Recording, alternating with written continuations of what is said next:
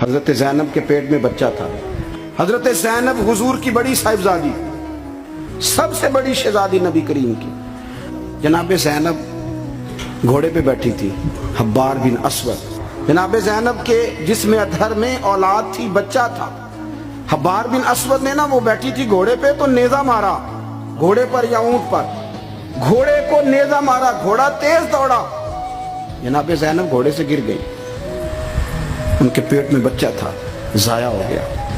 پھر وہ کافی دیر علیل رہی، اسی بیماری سے ان کا وصال ہوا. وہ شہید ہوئی. بڑی تکلیف ہوئی نبی کریم کو، بڑی تکلیف. فتح مکہ کے موقع پر حبار بن اسود کلمہ پڑھنے آیا. سیرت ابن حشام والے کہتے ہیں جب وہ آیا تو اس نے چہرے پہ کپڑا رکھا ہوا ہے. نبی کریم علیہ السلام کی بارگاہ میں حاضر ہوا تو حاضر ہو کے عرض کرنے لگا یا رسول اللہ صلی اللہ علیہ وسلم کو بہت بڑا دشمن بھی آئے تو معاف کر دیتے ہو. حضور خاموش ہیں، گردن جھکی. پھر کہنے لگا بہت بڑا دشمن بھی آئے تو معاف کر دیتے ہو. حضور خاموش ہیں. تیسری دفعہ اس نے چہرے پہ نقاب ڈالا تھا حضور بڑا دشمن بھی آئے کلمہ پڑھے تو معافی ہے. حضور نے چہرہ اٹھایا تو آنکھوں میں آنسو تھے. حضور فرمانے لگے حبار یہ چہرے سے کپڑا ہٹا، بیٹیاں بھولا نہیں کرتی، تو کلمہ پڑھ میں تجھے بھی معاف کرنے کو تیار. بیٹیاں بھولا نہیں کرتی، تو پڑھ کلمہ. پورے خاندان نے قربانی پورے. حضرت سیدہ فاطمہ الزہرا سے کسی نے پوچھا تھا بی بی صاحبہ دین کے لیے سب سے پہلے آپ کو کب تکلیف اٹھانی پڑی؟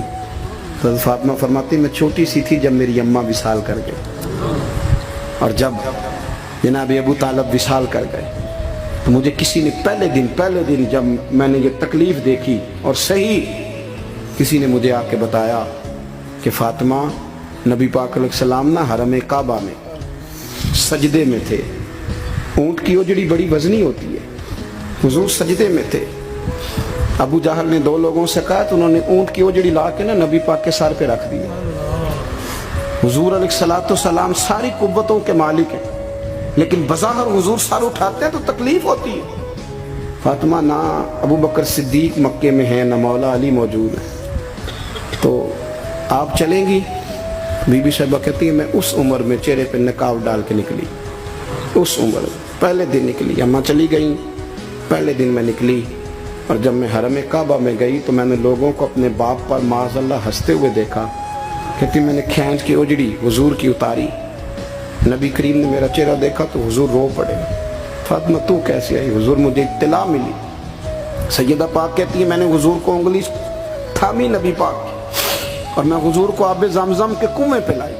نبی کریم بیٹھ گئے، میں نے پانی نکالا، حضور کی زلفوں کو دھویا، اور پھر میں نے کہا اللہ انہیں برباد کر دے جنہوں نے میرے بابا کو تکلیف دی ہے، انہیں برباد کر دے جنہوں تکلیف دی ہے میرے بابا. حضرت ابو ہریرہ فرمایا کرتے تھے جن کے لیے سیدہ نے اس دن دعا کی تھی وہ سارے بدر میں مارے گئے، سارے بدر میں قتل ہوئے. ایک ایک شخص نے تکلیف سے حساب، ایک ایک شخص. نبی کریم علیہ السلام کی چاروں بیٹیوں نے، پتہ ہے آپ کو، دو بیٹیاں ابو لہب کے دو بیٹوں سے بیائی گئی تھی.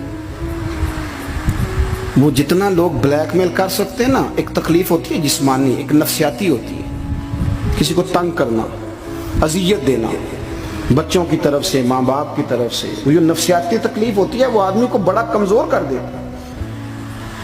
ابو لہب نے پیغام بھیجا کہ یہاں آپ دین کی تبلیغ چھوڑ دیں ورنہ بیٹیوں کو طلاق دے دی جائے گی. یہ جو دکھ ہوتے ہیں نفسیاتی ذہنی، یہ کرب ہوتے ہیں، یہ سہانے روح بنتے ہیں. ابھی نکاح ہوا تھا، رخصتی نہیں ہوئی تھی، یہاں آپ تبلیغ چھوڑیں طلاق دے دی جائے گی. میرے حبیب کریم نے فرمایا جو تیرا دل میں آئے کر، لیکن میں پیغام دین لے کے آیا ہوں تو یہ پیغام میں دیتا ہی رہوں گا. ان شہزادیوں نے قربانی دی، اظہار کیا، انہوں نے قربانی دی. ایک ایک شخص نے تکلیف سے حساب، ایک ایک شخص. آپ کو پتہ ہے منافقوں نے سیدہ عائشہ صدیقہ پہ الزام لگا دیا تھا. الزام تو 1 منٹ لگتا ہے. کسی شاعر نے کہا تھا کہ مخلوق پتہ کیا کرتی ہے، کعبے کے اندر سے مٹی لے کے بت بنا کے اللہ کا شریک بنا دیتی. اور وہ کہنے لگا تم اپنے الزام کو کیا الزام سمجھتے ہو؟ لوگ تو جناب مریم پہ بھی الزام لگا دیتے تھے کہ تو یہ بچہ کہاں سے لے آئی ہے. کہنے لگا مخلوق تو فنکار ہے اس درجہ کے پل بھر میں، سنگے در کعبہ سے بھی اصنام تراشے. تم کون ہو، کیا چیز ہے داغ کبابی، لوگوں نے تو مریم پہ بھی الزام تراشے.